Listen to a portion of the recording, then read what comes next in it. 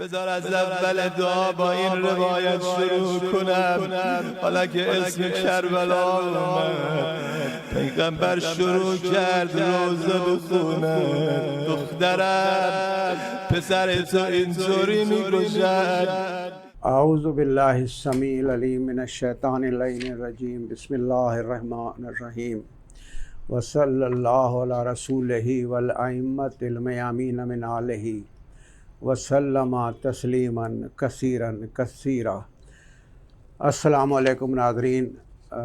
قائم T V کے programme کے ساتھ میں حاضر ہوں. یہ خصوصی پروگرام جو آپ کی خدمت میں پیش کیے جا رہے ہیں، یہ دعائے عرفہ جو امام حسین علیہ السلام نے سن 58 ہجری میں میدان عرفات میں یہ دعا پڑھی تھی. اور یہ دعا جو ہے مطلب اس میں اتنے وجدانی پہلو ہیں، اس کے اندر اتنے روحانی پہلو ہیں، اس کے اندر اتنی پاکیزگی اور طہارت ہے، اور اس میں خداوند تعالیٰ کی حمد و ثنا ہے جس لہجے میں اور جن الفاظ کے اندر، اور اپنی عاجزی اور بے بسی کا اظہار ہے. وہ ایک ایسے الفاظ ہیں کہ آدمی اس کو پڑھتا ہے تو بے اختیار اس کی آنکھوں سے آنسو بہنے لگتے ہیں، اور خداوند تعالیٰ کی نعمتوں پر کے لیے سجدہ ریز ہو جاتا ہے. لیکن اس کے ساتھ ساتھ اس کے ابتدائی حصے میں امام علیہ السلام نے جو اپنے جسمانی اعضاء کا شکر ادا کیا ہے، اس کے اندر بہت سے ایسے سائنسی راز ہیں جن کو 19ویں اور 20ویں صدی سے پہلے سمجھنا کسی کے لیے ممکن نہیں تھا. جو کچھ آپ نے فرمایا، جن عضو کا تذکرہ کیا، تو اس کے ساتھ ہر عضو کو صرف یہ نہیں کہا کہ کان کا شکر یا آنکھ کا شکر یا ہاتھ کا شکر یا جلد کا شکر، بلکہ اس کے ساتھ ایک لاحقہ لگایا، کچھ لفظ لگائے اس کے ساتھ اضافی. لیکن اور ان لفظوں کے اندر یہ راز پوشیدہ ہے کہ امام علیہ السلام وہ باتیں بتانا چاہتے تھے، لیکن اس وقت علم جو تھا لوگوں کا محدود تھا، عقلی سطح محدود تھی، تو وہ ان رازوں کو سمجھ ہی نہیں سکتے تھے. تو اس لیے آپ نے کھل کر بیان بھی نہیں کیا، لیکن ایک کچھ خاص الفاظ کے اندر یہ بات بیان بھی کر دی. تو انہی میں سے ایک لفظ ہے، ایک کلمہ ہے امام علیہ السلام کا، کہ جب آپ نے تمام اعضاء کا شکر ادا کر دیا، ذکر کیا اور شکر ادا کیا، تو اس کے آخر میں آپ فرماتے ہیں وَمَن تَسَجَا ذَلِكَ أَيَّامِ رِضَائِي، یعنی وہ اعضاء جو رضاعت کے دنوں میں بنے گئے. اب آپ نے شاید غور سے سنا ہوگا، میں نے کہا بنے گئے، بنے نہیں کہا، بنے گئے نہیں، بنے گئے، نٹڈ. یہ کلمہ ایسا ہے کہ اس کا ترجمہ یا تو ہوا نہیں یا خلقہ کے معنوں میں ہوا، یعنی پیدا ہوئے، اعضاء پیدا ہوئے. تو یہ جو اعضاء کا پیدا ہونا ہے، یہ ایام رضاعت میں یہ بالکل ہی ایک سمجھ میں نہ آنے والی بات ہے. اس لیے کہ جب بچہ رحم مادر سے باہر آتا ہے، دنیا میں آتا ہے، تو اس کے تمام اعضاء مکمل ہوتے ہیں.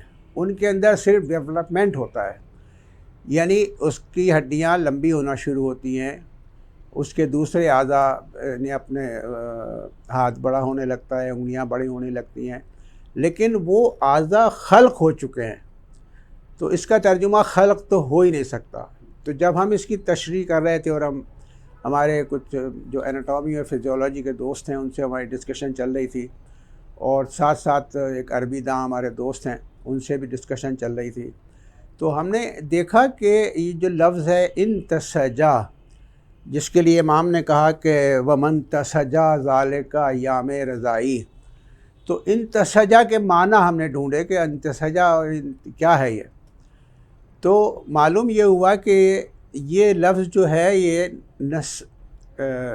نساج جیسے عربی زبان میں نساج کہتے ہیں قالین بننے والے کو یا کپڑا بننے والے کو.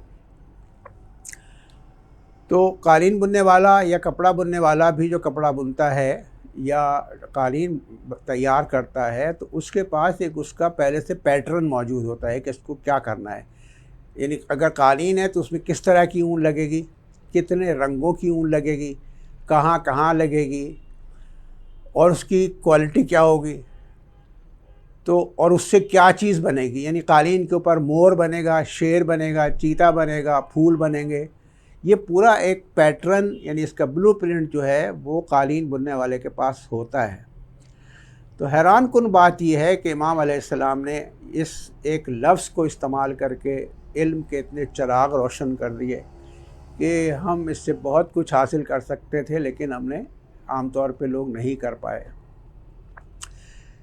تو اس کا جو ترجمہ ہوا عام طور پہ انتسجا کا، وہ خلقہ کے معنوں میں ہوا، جبکہ یہ بات غلط ہے. خلق تو ہو چکے تھے سارے اعضاء. تو اب یہ سوال یہ ہے کہ بنے کیسے گئے اعضاء. تو ہم نے اس کی 3 طرح سے آپ کی خدمت میں اس کی تشریح آپ کی خدمت میں ہم پیش کریں گے. دیکھیے، جب ایک نئے انسان کا آغاز ہوتا ہے رحم مادر میں ڈے 1، یعنی وہ 12واں خلیہ جس کے اندر ڈی این اے ہوتا ہے، اور ڈی این اے کے 2 دھاگے ہوتے ہیں، تو ڈی این اے کے اسٹرینڈ کہلاتے ہیں. وہ ان دھاگوں پر ایک دھاگا جو ہے وہ ماں کی طرف سے آتا ہے، ننیال کی طرف سے آتا ہے، اور ایک دھاگا جو ہے وہ ددیال کی طرف سے آتا ہے، یعنی باپ کی طرف سے آتا ہے. اور ماں اور باپ یا ددیال اور ننیال کی تمام تر خوبیاں حضرت آدم اور بی بی حوا سے لے کے اور اس انسان تک دونوں ماں باپ کے اندر موجود ہوتی ہیں. یہ دونوں خلیے جب ملتے ہیں تو دونوں کی خصوصیات، جینیٹک انفارمیشن مکس ہو جاتی ہے، اور اس میں سے جو بچہ پیدا ہونے والا ہے اس کے اندر کیا خصوصیات کھلیں گی، اس کی شکل کیسی ہوگی، اس کا رنگ کیسا ہوگا، چال ڈھال کیسی ہوگی، مزاج کیسا ہوگا، آنکھوں کا رنگ کیسا ہوگا، بالوں کا رنگ کیسا ہوگا، جلد کیسی ہوگی، ہاتھ کب تک بنیں گے اور بننے کے بعد رک جائیں گے، یہ ٹانگوں کی ہڈیاں کتنی بڑھیں گی اور کب رک جائیں گی، تو یعنی قد کیسا ہوگا اس کا. یہ ساری تفصیلات ڈی این اے کے بلو پرنٹ کے اوپر موجود ہوتی ہیں، جس کو ڈی این اے ہی کا ایک حصہ ہوتا ہے جس کو آر این اے کہا جاتا ہے. آر این اے ان ہدایات کے مطابق ماں کے خون سے وہ مٹیریل جمع کرتا ہے اور وہ چیز بننا شروع ہوتی ہے. تو جیسے قالین میں پہلے سے ایک پیٹرن موجود ہوتا ہے کہ یہاں پھول بنے گا اور یہاں تتلی بنے گی، یہاں گھوڑا بنے گا، اسی طریقے سے جو انسانی ڈی این اے ہے اس کے اندر یہ سارا بلو پرنٹ پہلے سے موجود ہوتا ہے کہ کان کہاں لگیں گے اور کان کی ہڈیاں کتنی نرم ہوں گی یا سخت ہوں گی، کولے کی ہڈی کتنی بھاری اور سخت ہوگی، کانوں کی ہڈیاں کیسی ہوں گی، کانوں کا شکل کیسی ہوگی، آنکھیں کہاں لگیں گی، ناک کہاں ہوگی، زبان کہاں ہوگی، کس طرح موو کرے گی. یہ ساری خصوصیات جو ہیں، اچھا زبان کس طرح کی پروٹین سے بنے گی، کان کس طرح کی پروٹین سے بنیں گے، یہ سب کچھ ڈی این اے کے اوپر موجود ہوتا ہے بلو پرنٹ کی شکل میں. تو اس جملے میں وَمَن تَسَجَا ذَلِكَ ایام رضائی، اس کا ترجمہ یہ ہوا کہ جن اعضاء کا پہلے تذکرہ ہو گیا اور جو اعضاء ایام رضاعت میں بنے گئے. ترجمہ اس کا خلقہ کے معنوں میں ہوا ہے، لیکن اصل ترجمہ ہے کہ بنے گئے، نٹڈ، کس طرح بنے گئے.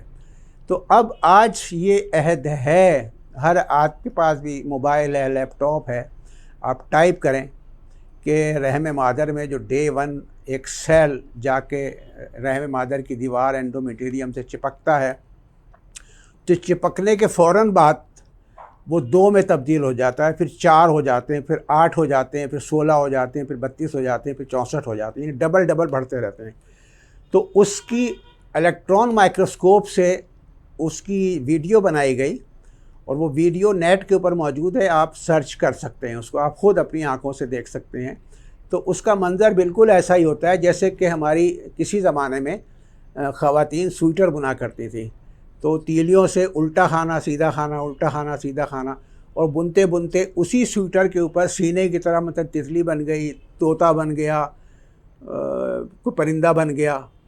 تو وہ ڈیزائن پھر انہی الٹے سیدھے خانوں کے ذریعے بنتا تھا. تو ایک تشریح تو اس انتسجا کی یہ ہے. انتسجا کا مطلب آپ کو میں نے عرض کیا، بننا، نٹڈ، یعنی اعضاء جو بنے گئے.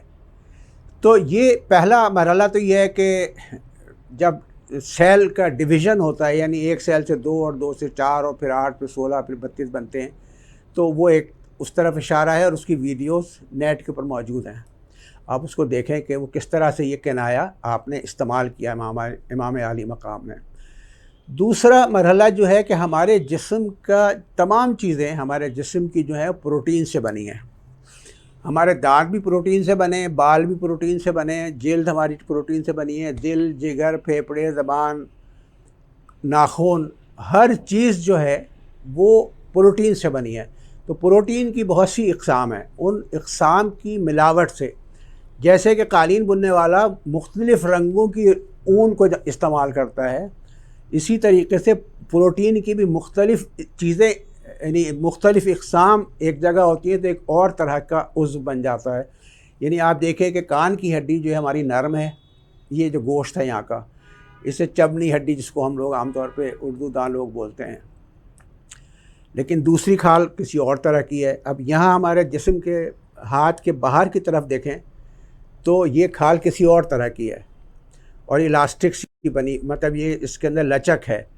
ہاتھ کی اس طرف کی آپ اگر کھال کو دیکھیں تو یہ کسی اور طرح کی ہے، اور اس کھال کے اندر کیا راز چھپے ہوئے، یہ اس کے بارے میں امام علیہ السلام نے جب یہ کہا نا کہ میری انگلیوں کی پوریں، تو اس میں ہم جب اس مرحلے میں آئیں گے تو پھر آپ کو بتائیں گے اس کھال میں اور اس کھال میں کیا فرق ہے انسان کی کھال۔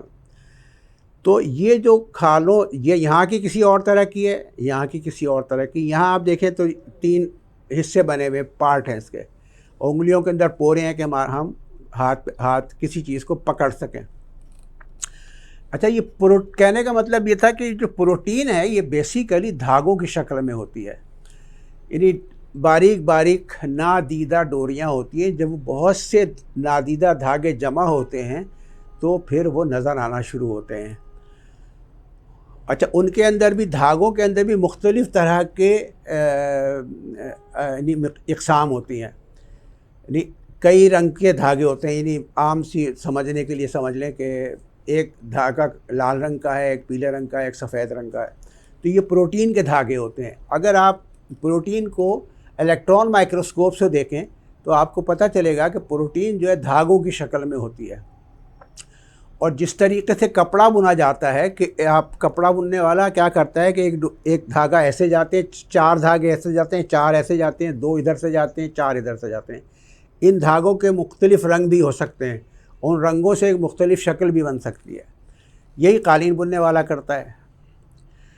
تو ایک دوسری تشریح یہ ہے کہ چونکہ جب بچہ پیدا ہو جاتا ہے تو اس کے اعضاء کا ڈیولپمنٹ جو ہے نا وہ پروٹین ہی کے ذریعے ہوتا ہے، یعنی پیدا بھی وہ پروٹین سے ہی ہوا ہے، یعنی پروٹین ہی ہے اس کا جسم۔ لیکن جب بڑا نوزائیدہ بچہ ہوتا ہے، دودھ پی رہا ہوتا ہے، تو ماں کی غذا کے ذریعے سے وہ اجزاء اس کے جسم میں جاتے ہیں جو اس کے جسم کی پروٹین کو بڑھاتے رہتے ہیں۔ میں آپ کو سمجھانے کے لیے کہہ دوں کہ ہم جیسے بریانی کھاتے ہیں تو بریانی کے اندر سے آپ دیکھتے ہیں نا ایک بوٹی نکال رہے ہیں، اور بوٹی کو اگر نوچیں گے باہر سے، چکنائی کے اندر سے ہاتھ ڈال کے، تو باریک باریک ڈوریاں نکلیں گی، وہ ہوتی ہے پروٹین۔ تو پروٹین کے جتنے دھاگے زیادہ ہوں گے اتنی اس کے اندر مضبوطی ہوگی، سختی یا نرمی ہوگی۔ اچھا، اس کے علاوہ تیسری اس کی تشریح یہ ہے وہ یہ کہ جب بچہ کا ڈیولپمنٹ شروع ہوتا ہے، یعنی اس کی نشو و نما شروع ہوتی ہے غذا کے ذریعے، ماں کے دودھ کے ذریعے، یا بعد میں نرم غذا کے ذریعے یا سخت غذا کے ذریعے، وہ جو کچھ اس کے جسم میں جاتا ہے تو اس کے ذریعے کیا ہوتا ہے کہ اس کے جسم کا جو ڈیولپمنٹ ہے وہ بیسیکلی کنیکٹیو ٹیشوز کی ذمہ داری ہے۔ کنیکٹیو ٹیشوز کو آپ الیکٹران مائکروسکوپ سے اس کی تصویر دیکھ لیں تو آپ کو پتہ چلے گا کہ وہ بھی دھاگوں کی شکل میں، ان کی بھی مختلف اقسام ہیں۔ جتنے کنیکٹیو ٹیشوز اس کے جسم میں بڑھتے جاتے ہیں اس کی بچے کی نشو و نما اس طرح سے بڑھتی جاتی ہے۔ تو یہ ایک راز تھا جو اس سے پہلے میرے خیال سے کسی نے اس کی اس طرح سے تشریح نہیں کی ہے، اور اس کے سارے ثبوت نیٹ کے اوپر موجود ہیں، وہاں دیکھنا چاہیں تو وہاں دیکھ لیں۔ تو یہ جو لفظ انتسجا ہے تو اس کا مطلب ہے بننا، اور اس پورے جملے کا مطلب ہے کہ وہ اعضاء جو ایام رضاعت میں بنے گئے، وہ اعضاء جو جن کا پہلے تذکرہ ہو گیا، اور وہ اعضاء جو ایام رضاعت میں بنے گئے۔ تو امید ہے کہ ہمارے ناظرین ہماری گزارشات غور سے سن رہے ہوں گے اور توجہ سے دیکھ رہے ہوں گے، اور جو کچھ ہم کہیں یا عرض کریں آپ کی خدمت میں، تو آپ کے پاس یہ آپشن موجود ہے کہ آپ نیٹ پہ جا کر، گوگل پر جا کر ان چیزوں کو سرچ کر سکتے ہیں اور ان کو سمجھ سکتے ہیں۔ لیکن جو کچھ امام حسین علیہ الصلوۃ والسلام نے 58 ہجری میں کہا من تسجا ومن تسجا ذالک ایام رضائی، یہ کرۂ عرش پر کوئی انسان اس کا تصور بھی نہیں کر سکتا تھا کہ وہ یہ کہے کہ وہ اعضاء جو ایام رضاعت میں بنے گئے۔ بہت شکریہ، آپ نے ہماری گزارشات سماعت فرمائی۔ انشاءاللہ اگلے پروگرام میں حاضر ہوں گے۔ السلام علیکم۔ بذار از اول دعا با این روایت شروع کنم، حالا که اسم کربلا